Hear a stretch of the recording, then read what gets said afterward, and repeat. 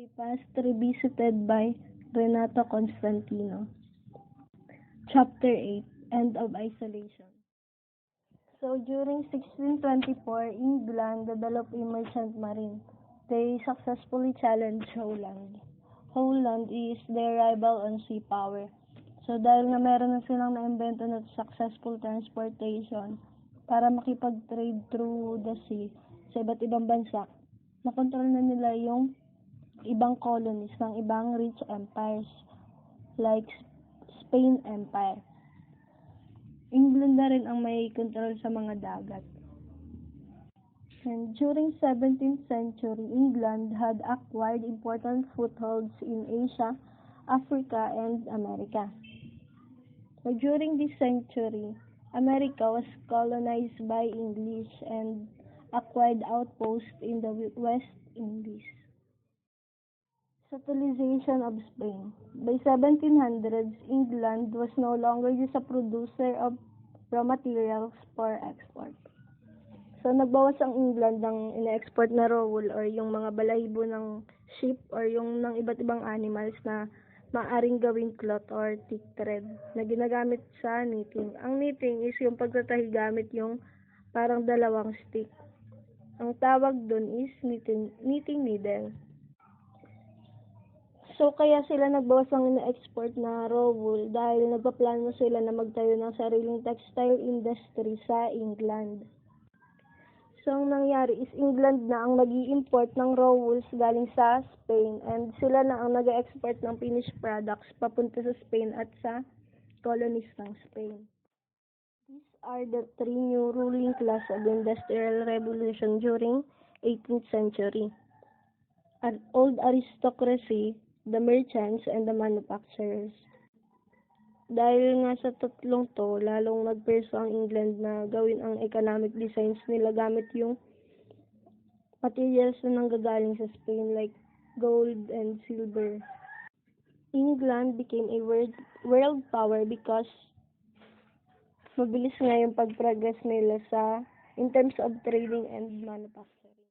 Anglo-Chinese colony. The successive wars in which Spain was a participant sapped her strength. The restiveness in her colonies added to her trouble. So, yung colonies ng Spain is hindi na sumusunod sa patakaran nila. Kasi meron silang policy na bawal makipag-trade yung colonies ng Spain sa ibang European countries. Pero yung mga colonies ng Spain is naging main trading partner ang English. Dahil bukod sa superior manufacturing techniques ng English is sila rin ang may control sa dagat. The Philippines was merely an outpost of empire administered through Mexico. For centuries, the main economic activity of the colony was the galleon trade. Actually, yung galleon trade is Spanish colony lang sa Manila ang nabebenepisyan. Wala naman siyang benefit sa Philippine economy kasi yung galleon trade nga is parang ginagawa lang nilang port yung Philippines. Sa Philippines lang sila nagpapalitan ng produkto. Manila was just a transshipment port which Chinese goods were shipped to Mexico and Mexican silver flowed to Chinese. So dito nga, sa Manila lang sila nagpapalitan ng produkto. Yung produkto ng Chinese is papunta sa Mexico, dinadaan muna sa Manila. Walang Philippine product ang ina-export nun, kaya walang pag-unlad sa economy na nangyari. Solvent of Baranganic Society. Spanish colonization became a potent stimulus for Chinese immigration to the Philippines. So, nung sinakop ng Spain ang Pilipinas, maraming Chinese ang lumipat sa bansa. Dahil nga nakita nila ang maraming economic opportunities ang dala ng pagsakop ng Spain sa Pilipinas. Since Spanish found galleon trade and colonial government more profitable, trade and artisanry quickly became monopolized by the Chinese. So para sa mga Spanish noon, mas kumikita sila sa galleon trade and colonial government. And since wala na mga kakayahan ng Filipino natives na makipagkompetensya sa Chinese noon dahil wala silang experience in trading, mabilis na nakontrol ng Chinese ang trading. Through their buying and selling activities, the Chinese became the solvent of Barangani society. And because of that, Chinese became valuable in the economic life of the Philippines. So, dahil nga sa trading activities nila sa Pilipinas, parang naging important na sila sa bansa. Access to sources of export products and to native markets for imported goods ensure the development of wholesaling as a predominantly Chinese preserve. So, dahil nga may access ang mga Chinese sa pinanggagalingan ng ina-export na products or yung mga nilalabas na produkto sa bansa and sa mga ini-import or tinatanggap na produkto galing sa ibang bansa, na-secure na nila yung wholesaling. So, Chinese lang ang nag-wholesaling sa bansa noon. Diba, sabi dun sa Solvent of Barangani Society, Chinese lang ang nagtitrade during Spanish settlement in the Philippines. Kasi nga sa tingin ng Spanish nun, mas profitable ang galleon trade at colonial government. Yun na nga, Chinese lang ang magti-trade nun. And yung mga Philippine product na ina-export nun is papunta lang sa China. Ang nag-open talaga sa international trade ng Philippines ay ang English commercialization. English penetration. English commercial penetration began in earnest with the Madras-Manila trade. Ang objective nito Madras-Manila trade was to surpass or to take over the Chinese trade. So by 19th century nga, the English had attained commercial primacy in Manila, infiltrating the mercantilist curtain. The British penetration of Manila was initially clandestine, for it was against Spain's policy to allow rival European powers to trade with her colonies. Sabi dito, palihim lang yung pagpunta ng British sa Manila. Kasi labag yun sa policy ng Spain. Bawal kasi makipag-trade yung ibang European country sa colonies ng Spain. Pero dahil sa distansya or dahil sa layo ng Spain sa Pilipinas, nagawa ng English na malabag yun. So, ito yung mga technique na ginawa ng English para maipagpatuloy ang pakikipag-trade sa Manila. The English loaded their goods on vessels owned by Armenians, Muslims, or Hindus. So, since yung mga Asian traders lang ang pwedeng makipag-trade sa Manila, nilalagay ng English yung goods nila sa sasakyang pandagat ng Armenians, Muslims, or Hindus. Consigned the goods to some well-known Hindu merchant in Manila to make it appear as his own import. Isa pa sa technique na ginamit nila ay yung pagbenta nila ng goods sa kilalang Hindu merchant sa Manila. Tapos, palalabas din nilang sariling goods yun nung Hindu merchant. Emergence from isolation. A greater liberalization of commerce was achieved with the termination of the galleon trade in 1813 and the abolition of the Royal Philippine Company in 1834, which though it promoted export crops, it was monopolistic in character. Isa sa provision ng Royal Philippine Company was to open the Manila to world trade.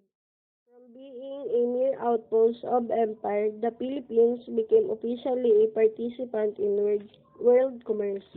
So, galing sa pagiging outpost or pagiging venue ng Manila para sa pagpapalitan ng goods ng China at Spain, noong 19th century ay naging official participant mga ng world commerce ang Philippines.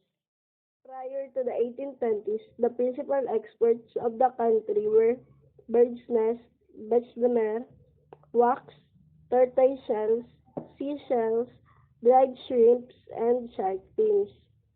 Ang bêche de mer po is a kind of sea cucumber. Itong mga to po was exported to China. The export picture changed radically with the rapid development of cash crops such as sugar, indigo, tobacco, hemp, and rice, and coffee. Ang indigo or Indigofera tinctoria ay yung original source of indigo dye. Ang indigo dye naman, ginagamit siya kadalasan sa production of denim cloths. Ang hemp naman ay abaca. During this period, British imperialism was penetrating Asia, particularly China. So the British became interested in the Philippines primarily because of its investment in China. The same was true of the Americans. Sabi nga daw dito, dahil sa investment ng Philippines sa China, naging interesado na ang British at American sa bansa. Nung una kasi, tinuturing lang ng British at Americans na base ang Manila para sa business operation nila with China. At dahil nga sa pag-angat sa trading ng Philippines, nakita nila na valuable pala ang Pilipinas. Manila hemp or abaca. Abaca began to be produced for export after 1820. Nagsimulang i-export yung abaca dahil na-discover nung US Navy na magandang gawing marine cordage or marine ropes yung abaca. United States became the principal importer of Philippine abaca, which came to be known as Manila hemp. By 1842, two American firms, which are Sturgis and Company and T&L Peel and Company, had monopolized the export of abaca. Spanish entrepreneurs attracted by the increased demand of abaca. Dahil sa pagtaas ng demand ng abaca, nakuha nito ang atensyon ng Spanish entrepreneurs, and they acted as agents for export firms.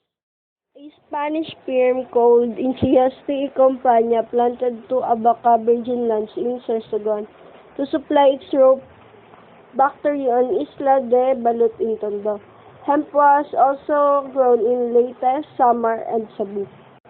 By 1850, the enterprising Chinese began to enter the picture.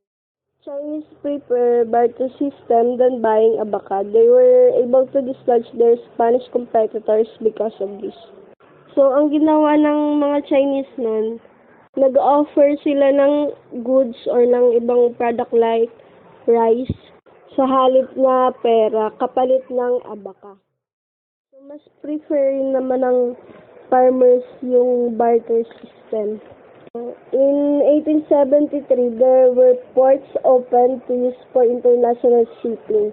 That was located at Legazpi, Albay, and Tacloban, Leyte. So, mas beginnings of the sugar block. Before 1850, sugar cane was planted in the province of Pampanga, Batangas, Pangasinan, Cebu, and Panay. The sugar cane was planted only in the small plots of native landowners in the stated province. Refining was done by Chinese who then sold the sugar to the foreign exporters in Manila. However, this pattern changed radically when Iloilo and Negros led the sugar production in the country. So, the alcaldes of these provinces acted as commercial agents. Binibenta ng mga alkalde yung unprocessed sugar sa mga Chinese, tapos yung mga Chinese na ang nagbebenta sa mga sugar producing districts. Nicholas Sloane, a Scotchman, he had been an employee of Kerr and Company, a British firm in Manila. Sloane is the one person who did most to transform these provinces into a region of sugar haciendas. Siya yung dahilan kung bakit Negros and Iloilo na ang main producer of sugar cane. Agustin Montilla, an Espanyol Filipino, had his hacienda in Bago.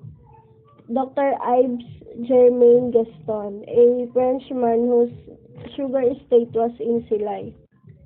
So, si Montilla and Dr. Gaston naman, ay kabilang sa mga investors that chose to settle in Negros and engage in large-scale sugar planting.